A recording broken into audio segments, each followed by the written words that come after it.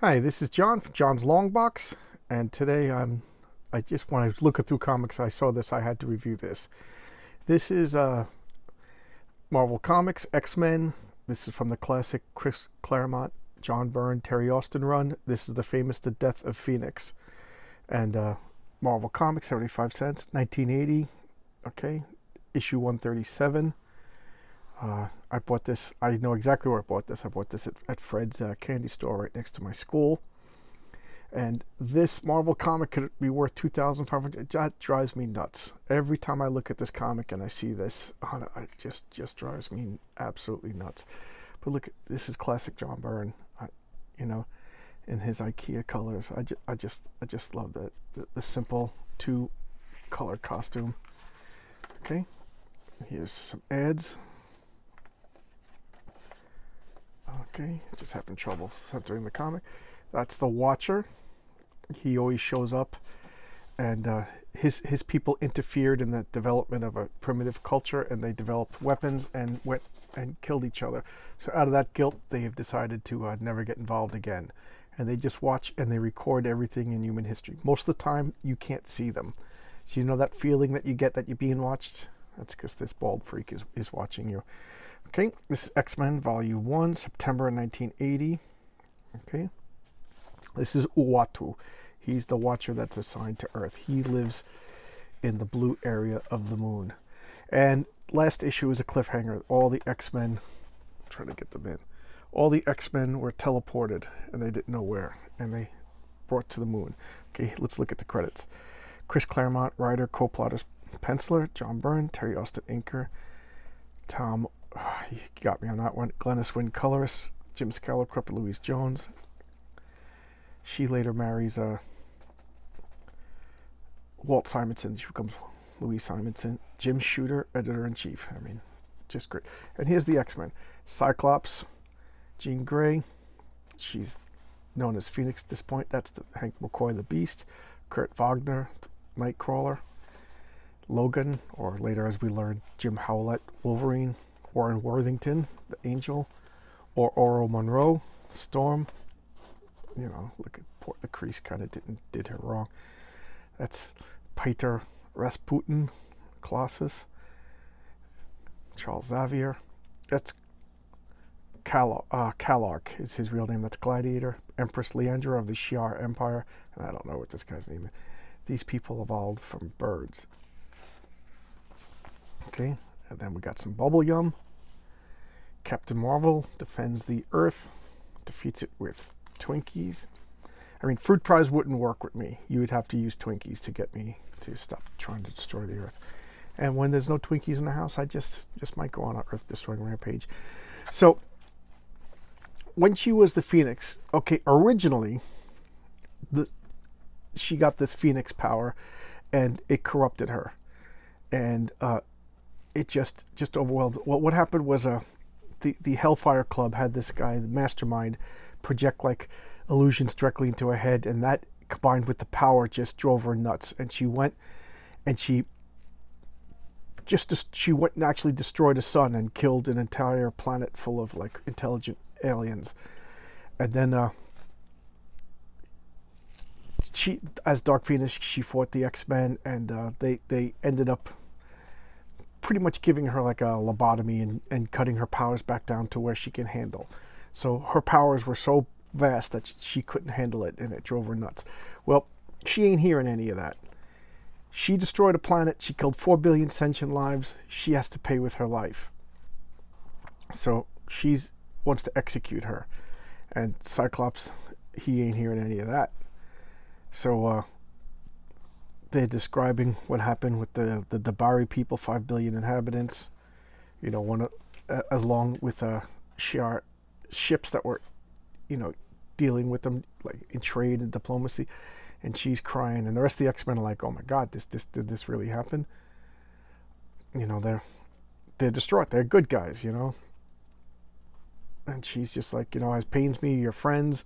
She was Charles Xavier's lover. For some reason, his mind contacted her in space, and he went and stayed with her for a couple of years. And so she's hurt by this, but she's doing her duty. These people, she destroyed a Shi'ar world. So, I mean, what are you going to do? She's powerful. She goes, can you guarantee this can never happen again? And look at the coloring.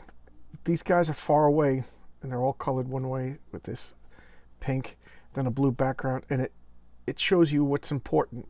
You know, everything is there, everything is drawn well, but the coloring directs your eyes.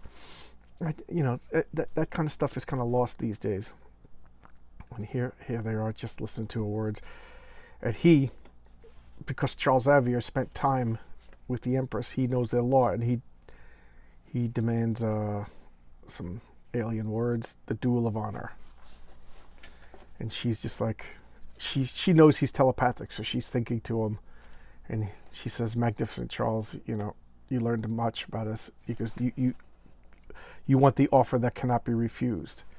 So she's an emperor, and there's ambassadors. There's an ambassador from the Cree world. This is a Cree Warrior. They kind of had that costume in the Captain Marvel movie, and this was Marvel's original uniform. Different colors, because the colors signified rank. And then that's a Skrull. You saw them also in the Captain Marvel movie, and neither one of these are the good guys. You know, just because they fight each other doesn't mean one has to be good, one has to be bad. And this is the Supreme Intelligence. That's the leader of the Kree.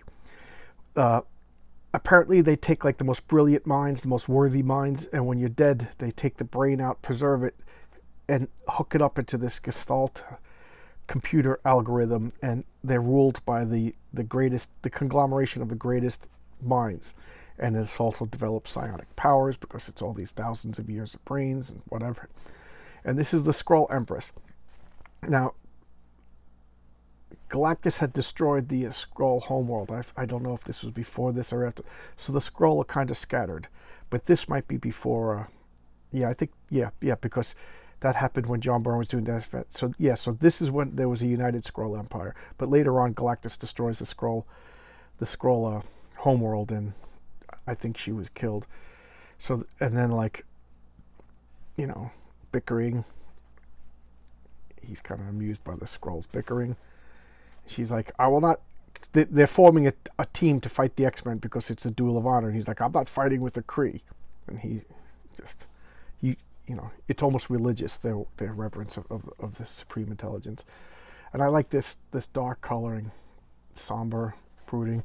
It's almost like they're in the Star Trek observation lounge. And the Beast is saying, you know, what she did was wrong, but she has to have a fair trial. Okay, I thought you knew better than that. You know, he's disappointed in Leandra, and she's disappointed in herself, but them's the rules. She blew up the planet.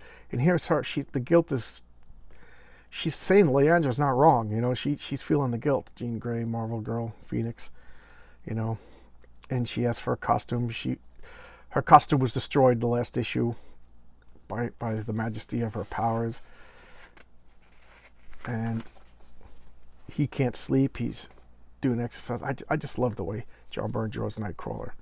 He's supposed to be covered in blue fur. I don't know what he looked like in the movie. It was like some sort of rubber skin, but he's supposed to be fuzzy.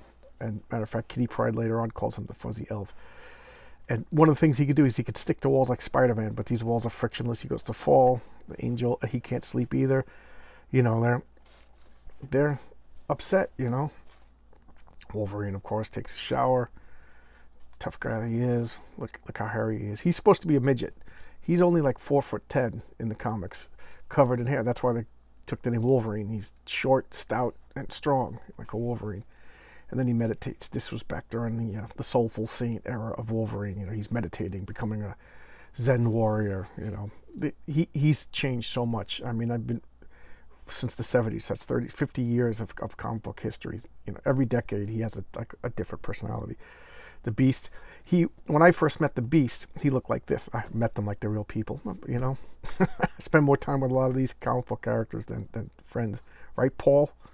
So when I first met the Beast, he looked like this, and he was in the Avengers, and he was like a ladies' man. He goofing around. Him and Wonder Man were going out on dates, stuff like that. So when I didn't even know he was in the X-Men at the time, because for some reason X-Men comics were hard to find as a kid. They weren't that popular, believe it or not.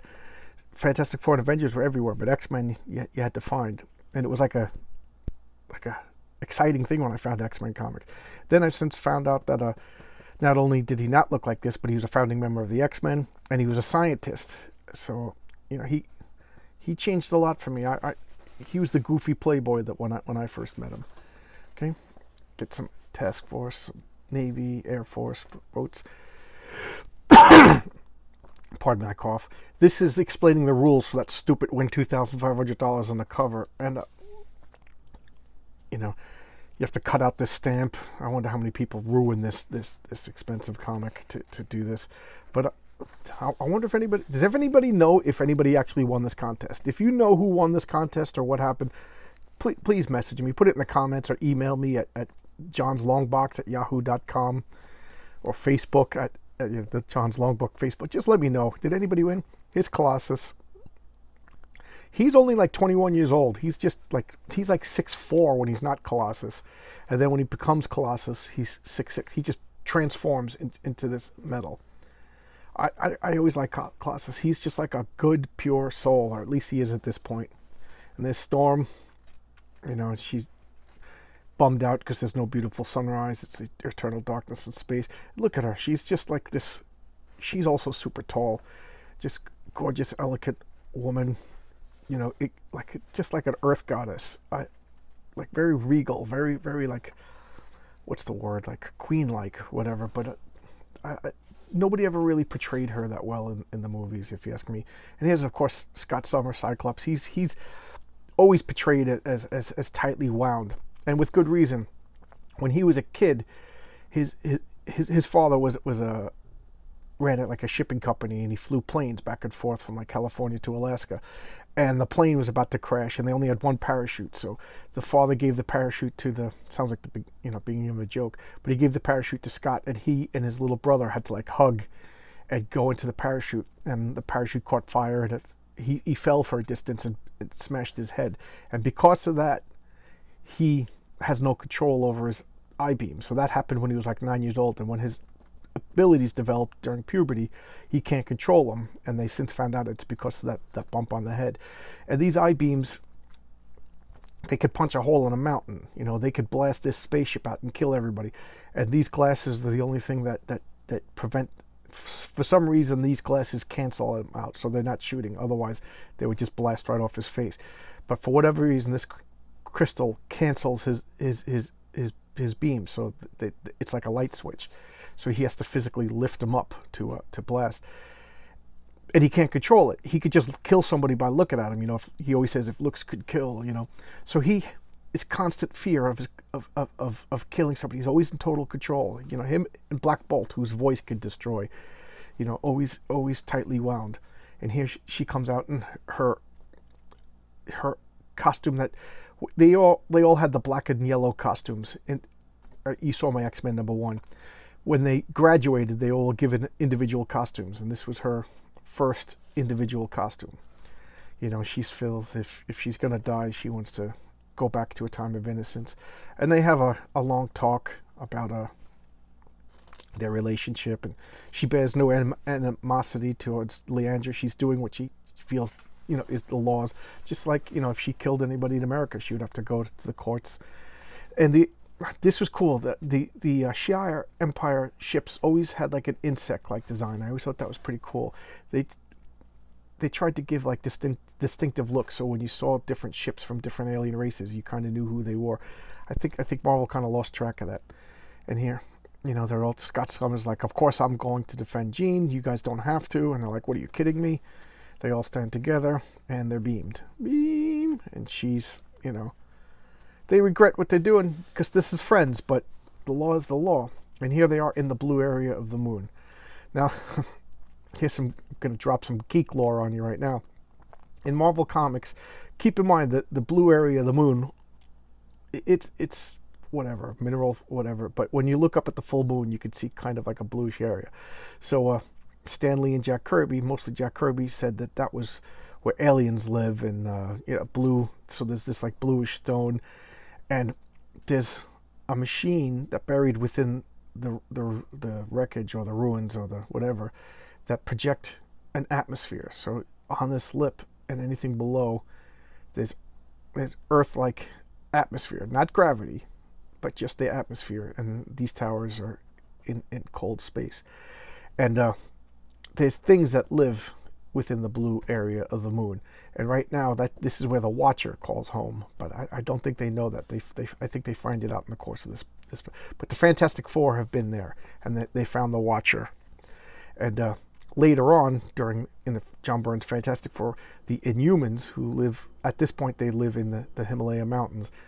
They move their city to this blue area, and it's kind of a sad scene of this mountain, floating mountain, just crushing all of this, including, and they show a spot. Well, I'll get to it later. I'll point it out. The crushing all of this. I mean, if this was real, all this million-year-old artifacts and archaeological stuff is just destroyed, because the Inhumans couldn't live on the Earth because pollution was getting to them. So here they are, all the X-Men, half in awe and half scared, because they got to fight the team of heroes assembled. And remember, the Shi'ar is an empire, so that not just a school in New York. And here's the Flash. You can see where the other team is materializing, and he goes to fly off, and this is where they find out that the gravity's different. So he pushes, with his wings up into space, and he starts to fall. He passes out. He wasn't prepared for that. He just assumed the atmosphere was there, and Storm has to go and grab him and help bring him down. And Storm's powers are limited because there's not that much of an atmosphere to make weather powers with. So they're probably they're the underdog, and now they're even handicapped even more. So he's like, yeah, I got to compensate for this. Break off into two teams, because that always works. Okay. Comic books for sale. Okay. Oh, this is Mile High Comics.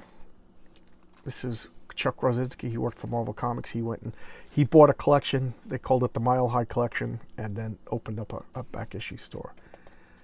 They have everything, including the highest prices. All right, so they're off, and boom. The fire. I look at the fire, so bright. It just, the coloring just shows you how hot that is. And this is Starbolt, I think is his name. Yes, Starbolt. It's amazing how I haven't read this comic in over 30 years. And this is Oracle, and this is the Imperial Guard. And the Imperial Guard are they were kind of remember the Squadron Supreme was a copy of the Justice League. Well, the Imperial Guard are a copy of the Legion of Superheroes for DC, and both the Legion of Superheroes at the time was for a time was drawn by Dave Cockrum, and then Dave Cockrum came to Marvel, did the X-Men, and he designed the Imperial Guard, which was a copy of his Legion of Superheroes. This is Smasher. So he goes off to fight Oracle.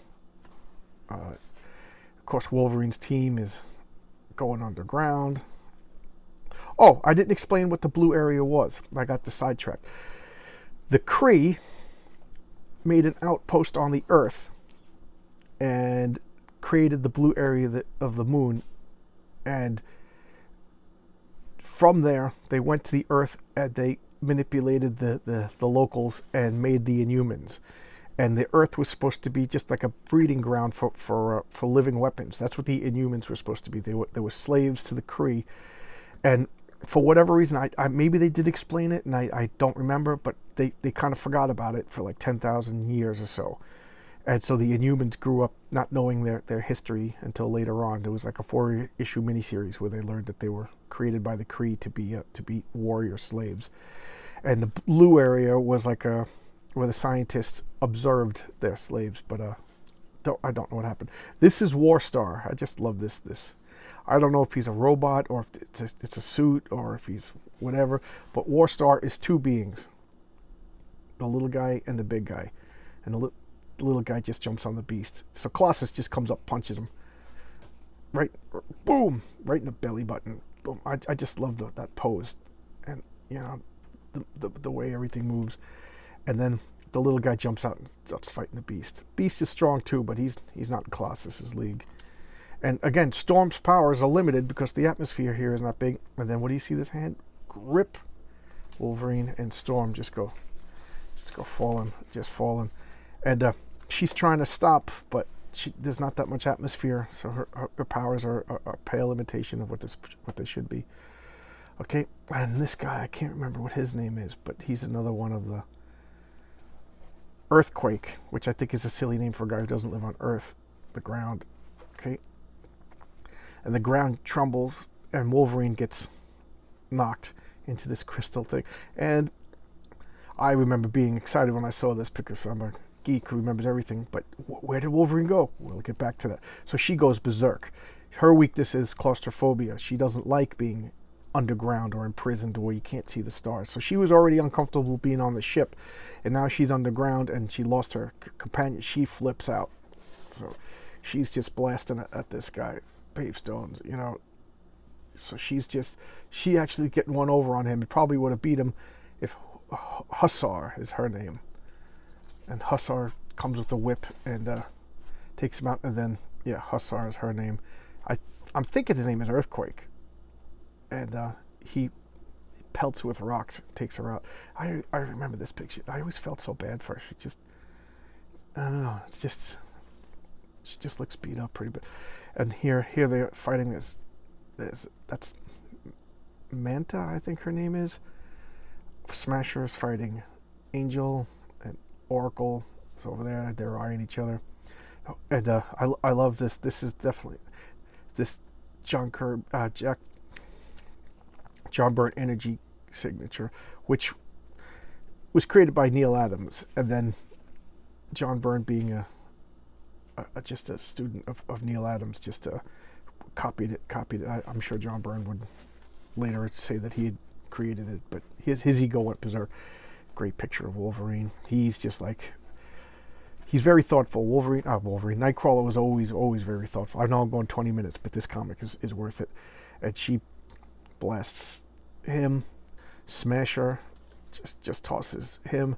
He jumps down to save the Angel. And here's Wolverine. Where did he go? Of course, the Watcher's home. It's just like from the early Fantastic Four issues. The same thing happened in the Fantastic Four. And he has these defenses. You better watch what you're doing, or you get teleported to the past or the future. This is literally the same thing that happened in Fantastic Four. So get out of here before you cause some damage. And it throws Wolverine out. And then we go to Heroes World. Okay, get some glasses. Or Mr. Freeze float pool. Freeze pops. And, you know, they land next to each other. And she's like, Wolverine, are you okay? You know, here, let me rub you back. You're like, huh? She doesn't smell right. And this totally got me when I first read this. I was like, what the? I thought he was all messed up from the Watcher. And he grabs her and he throws her, and it's a shape-shifting Skrull. The Skrulls. Okay, here's some more geek knowledge. In the Eternals, the Jack Kirby Eternals, which is the new Marvel movie coming out, the space gods, the Celestials, came down to the planet. They're these 1,000-foot tall armored aliens. And the Celestials would go to planet to planet to planet. And Jack Kirby basically gave them the names of angels. So they were supposed to be biblical angels. And according to the Eternals, they kind of changed it around a bit. So whoever you ask, they either created humanity or they found humanity and played with it. But so I think the current storyline is they found existing humans. And then what they did was they took humans, they made one group super powerful and perfect. Boom, they're the Eternals. They're gods. And that's all of our God and angel myth. Well, the angels came from the Celestials, but all of our mythology came from the Eternal, the perfect branch of humanity. Then they took another branch and turned them into unstable genetic creatures. So you could be purple and green and have 14 feet, and you could mate with somebody who looks like an octopus, and your kid could look like a lion. There's just no genetic stability. According to the Marvel book, the only thing is you had bilateral symmetry. That's about it. So you could look whatever you want. And they were called the Deviants, and they were the origin of all of our devils and monster myths, like Cyclopses and Hydras and you know, monster creatures and devils and stuff like that, and demons. And then most of 90% of humanity, they left alone, the control group, and that's humanity. And the reason why the Celestials did this. They retconned this all in, and I thought they did a nice job. Is humanity has this potential for mutation, and that's where you get mutants and superheroes. Mutants are people who are born with their genetic potential unlocked, whereas superheroes like, say, Spider-Man or the Fantastic Four are, every human has that potential in their body, but superheroes, an accident triggered this. Makes sense? I think it's kind of brilliant. So Spider-Man wasn't supposed to have his powers yet, but the radioactive spider unleashed it. The Fantastic Four weren't supposed to have their powers yet.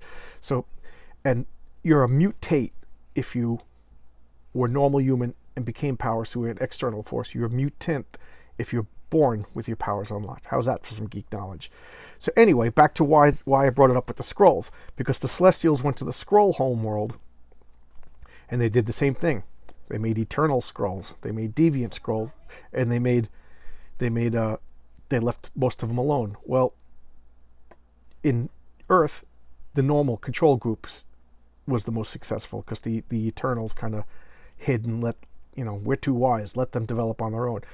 But with the Skrulls, the deviants took over, and they all shape change and whatever. So that's why they all shape change, because their genetic instability, they gained a little control of it and could shape change. So who knows what the Skrulls really look like? But the Skrulls all have the same face and everything like that. In a world of endless genetic possibility and endless